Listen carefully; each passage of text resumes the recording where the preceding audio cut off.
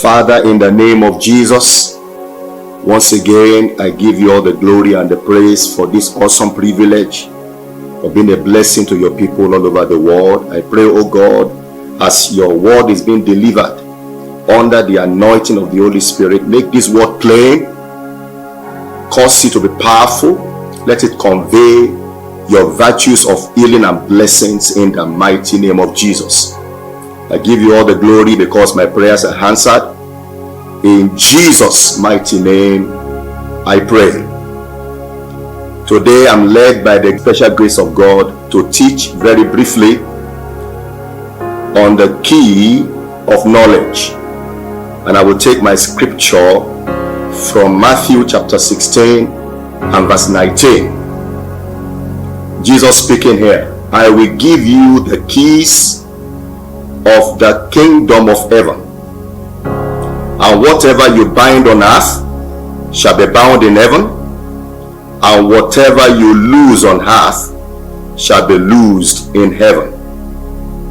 The key of knowledge, or the key of the knowledge of the truth. Considering how important this subject is, I would like to make it as simple, systematic, and understandable as I possibly can.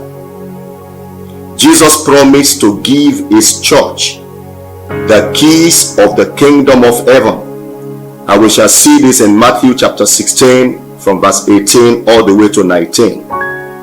With these keys, Jesus said we can bind and loose on earth. So these keys are dominion tools.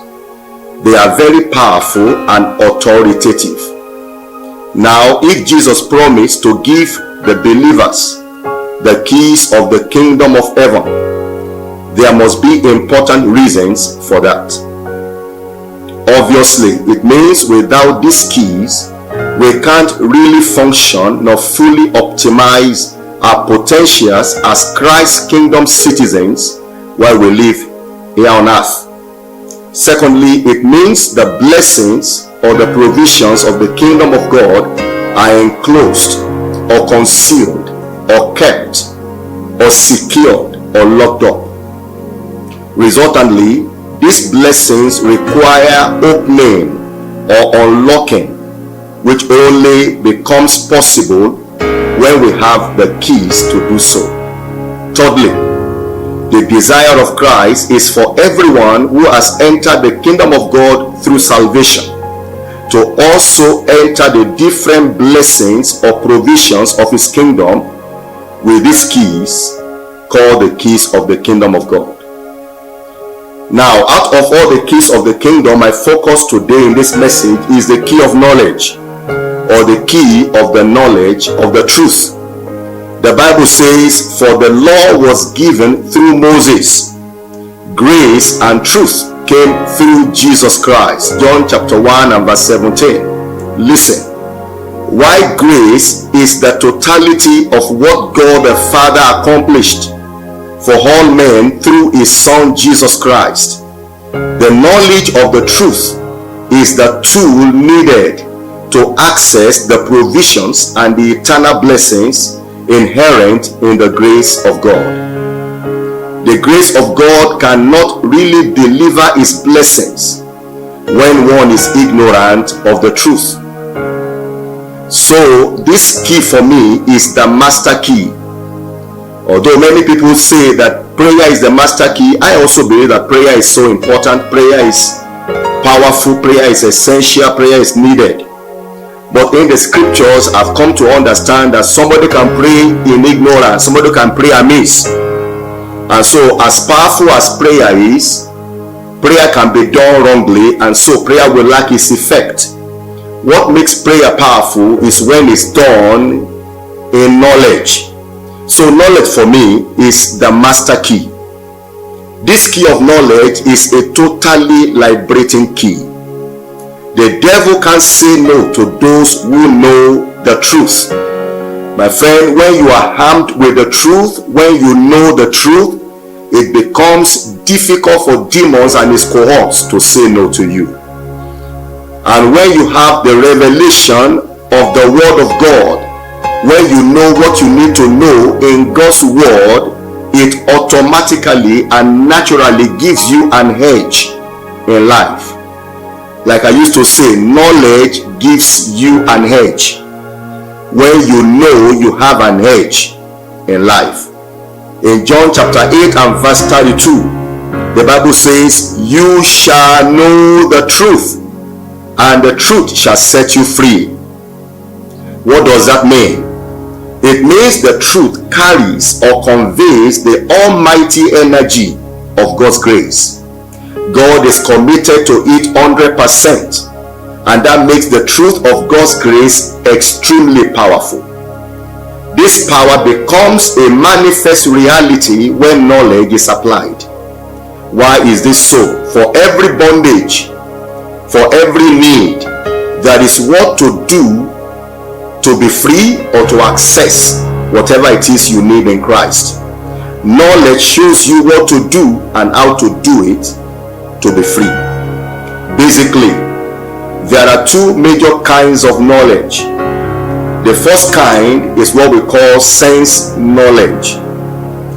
This deals with those informations reaching us through our senses. This knowledge could be developed through observation, evaluation, and education. This is natural knowledge, which at best is very, very limited.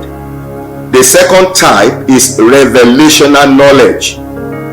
This comes through the unfolding of the truth of God's word by the Holy Spirit. This kind of knowledge is what we are concerned about in this teaching. Revelational knowledge is only available to the redeemed of God, and that's why it's a key of the kingdom of heaven. You are not born again, you don't have access, as it were, to the key called the key of the knowledge of the truth. To those who are born again, God has warned that his ways are not the ways of men, neither are his thoughts similar to the thoughts of men.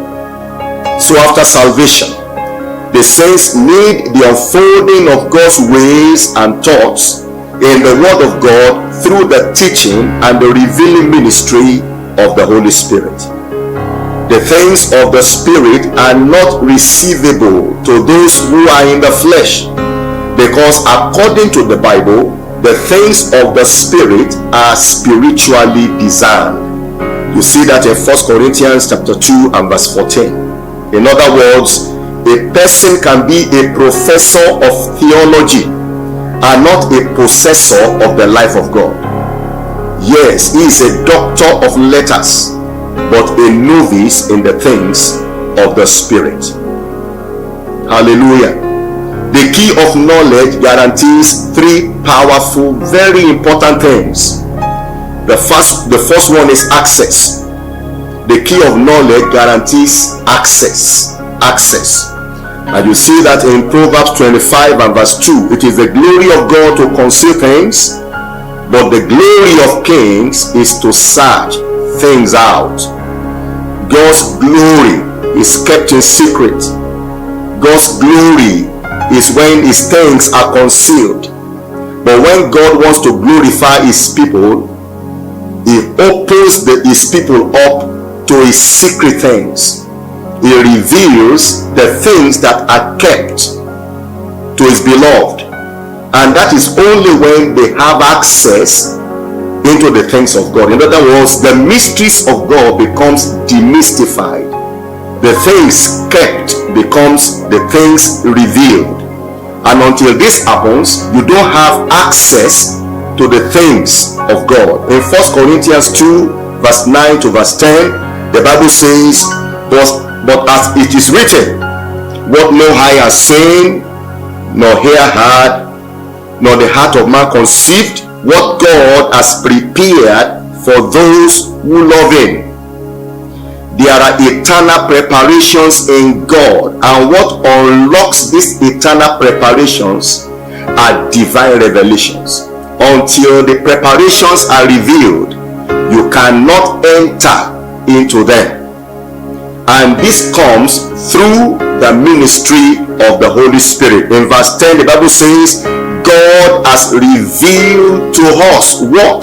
The things that he has prepared, the things that no eye has seen, the things that no ear has heard, the things that the mind of man has not conceived. Now, these are inconceivable to the hearts of man. The mind of man is too myopic to discern and to understand, to fathom the things of God. And so the things of God must be revealed by the Holy Spirit. Until they are revealed by the Holy Spirit, we do not have access into them. Hallelujah.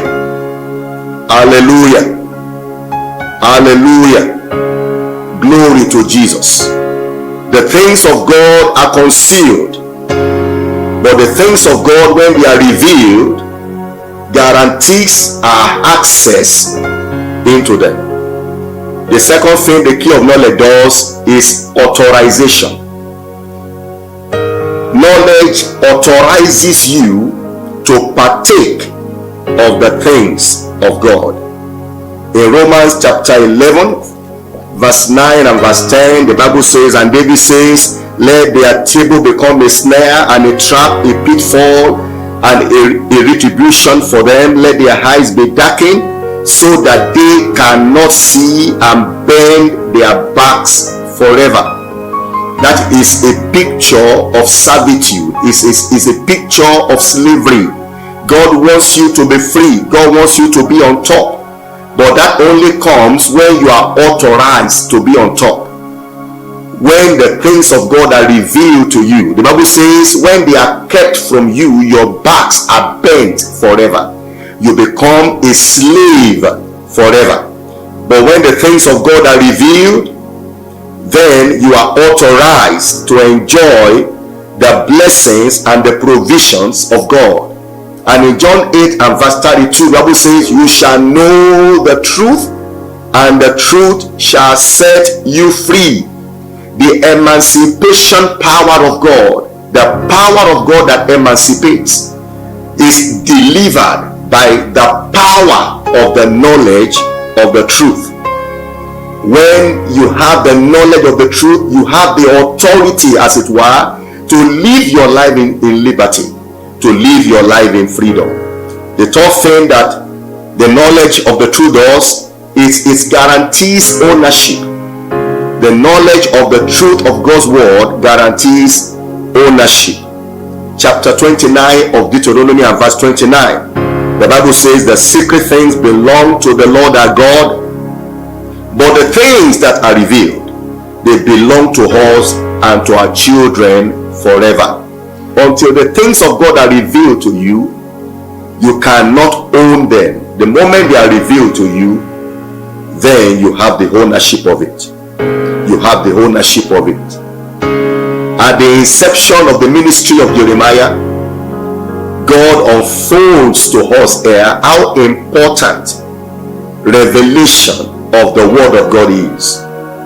And so in Jeremiah 1 and verse 11 to verse 12, God had to ascertain that Jeremiah was seeing well, because whatever is seen is what God can perform. It's not just what is read.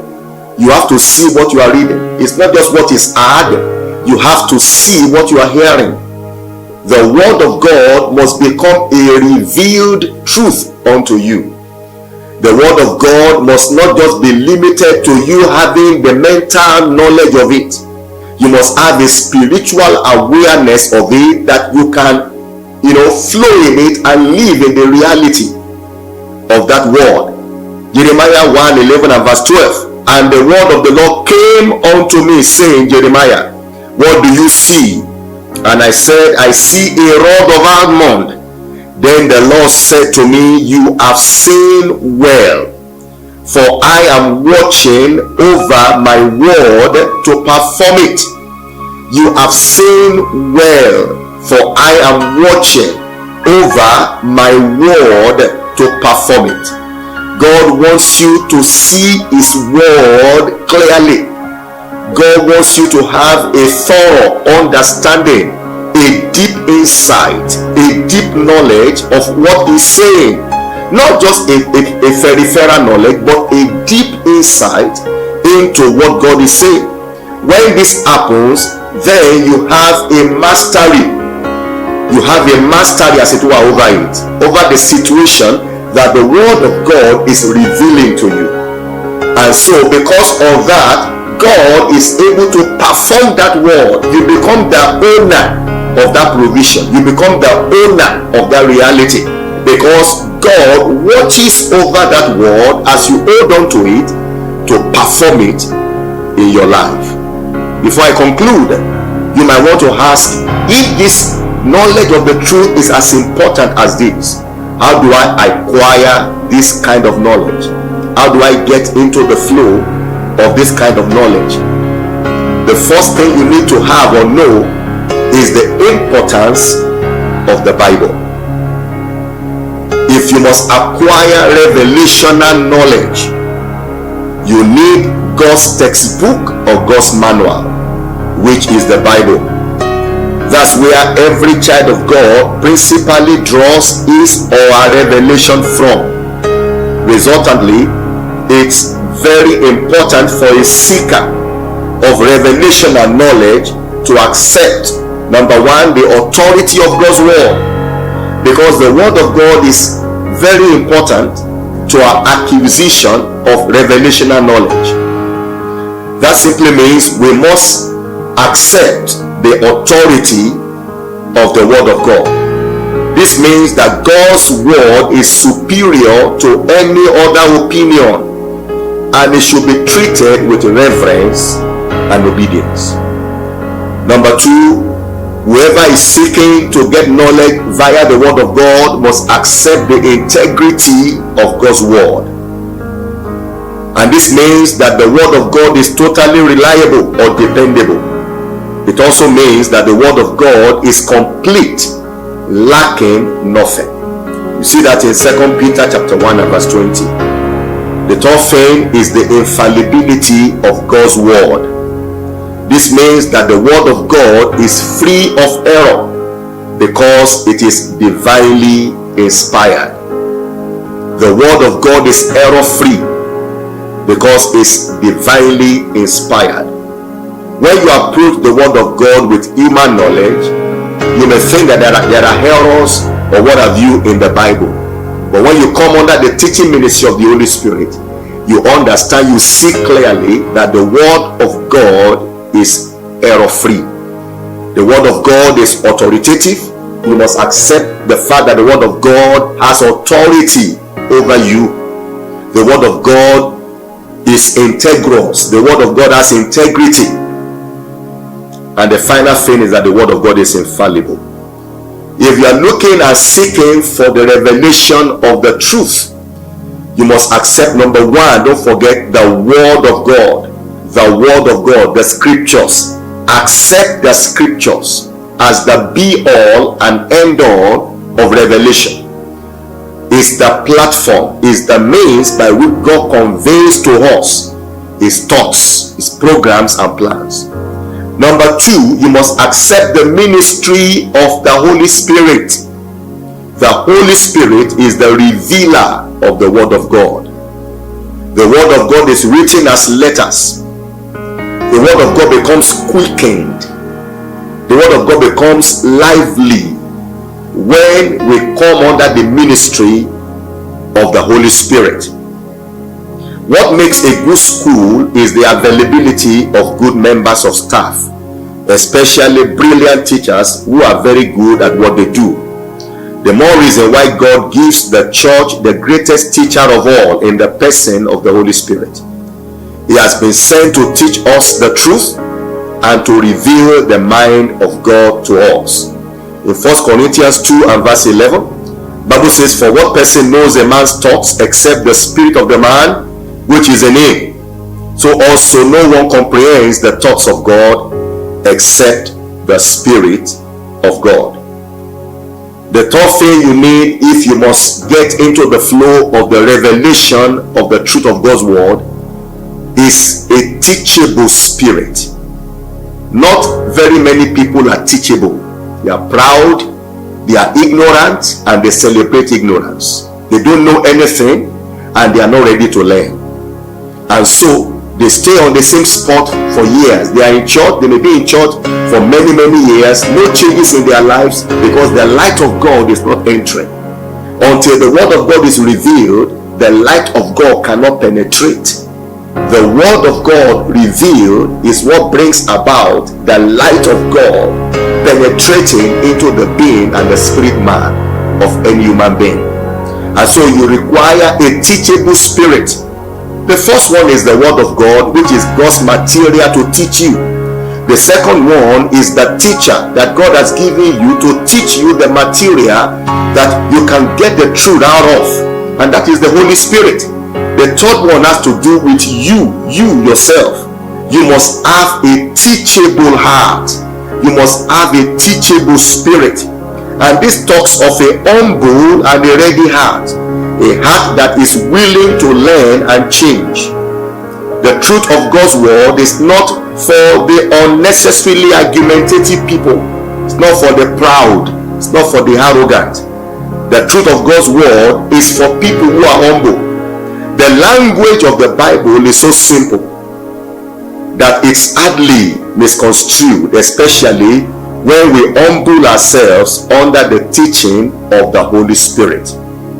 Everyone that wants to flow and come into the truth of God's word and make use of this powerful key with which we can bind on earth and loose on earth. Bible says when you use this key of knowledge, whatever it is you want to bind down on earth shall be bound, because ignorance will always keep you in bondage. Knowledge emancipates, ignorance binds. Ignorance is like darkness, knowledge is like light.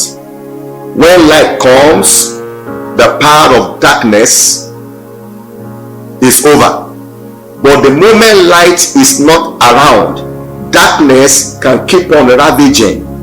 All we need is the appearance of light, and this only comes through the knowledge of the truth of God's word. If you need this knowledge of the truth of God's word, you want this key to be handy as you journey in life, you need the scriptures. You need the scriptures. Every believer should have at least 2 or 3 versions of the Bible.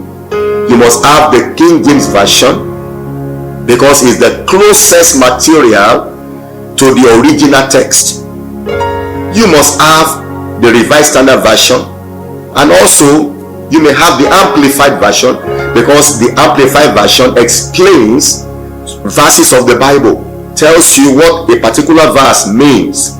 You need the Bible. You need to be a student of the Bible. You need to sit down with the scriptures and read the Bible, meditate on the Bible, because it's the material wherein you can get the truth of God's word. You need to move very closely with the person called the Holy Spirit. The person called the Holy Spirit. Jesus said, I have a lot of things to show you, to tell you, but you can't bear them now. But when the Spirit of truth comes, he will guide you into all the truth. He will not speak of himself, but he will take what is mine and declare them unto you. God wants to declare victory into your life. He wants to declare blessing into your life. He wants to declare freedom into your life. He wants to declare everything that Christ accomplished for you at Calvary into your life and upon your destiny. And that comes through the ministry of the Holy Spirit, as he reveals the truth of God's word to us, as he guides us in destiny, showing us things that matter in the Bible, things that commands our emancipation. And the final thing is for you to understand, if you are coming to him, come with a willing heart, come with a ready heart, come with your humble heart. Don't argue with your teacher. A lot of people are so afraid of changing. They want to remain in the status quo, and yet they keep praying for changes. If you must see changes in your life, you must learn to change. What will bring about this change is the knowledge of the word of God. There are some things you are going to learn because you have not learned it before. There are some things you are going to relearn because you think you have learned those things before, but you learned them wrongly. You learned under the wrong teacher. You need to learn under the greatest teacher of all, who is the Holy Spirit. You need to learn. You need to relearn things that you think you have known, but which you have never known. But you need to know those things to be free, and be free indeed. The Bible says, if the Son shall set you free, you shall be free indeed. How will the Son set you free? It will set you free by the knowledge of the truth. You shall know the truth, and the truth shall set you free. The deeper your knowledge, the deeper your freedom. The bigger, the greater your authority to live in freedom in the world. You need to walk in knowledge. You need to desire knowledge. You need to sit down with the Bible, walk with the Holy Spirit, and humble yourself to learn at the feet of Jesus. It's my prayer that this message will bring light, a flood of light into your being, a flood of light into your life, a flood of light upon your journey, upon your race in destiny. And as you begin to walk in the light of God, every darkness will bow to you at the mere pronouncement of the name of Jesus, in the mighty name of Jesus. God bless you, my friend. See you next time. Amen.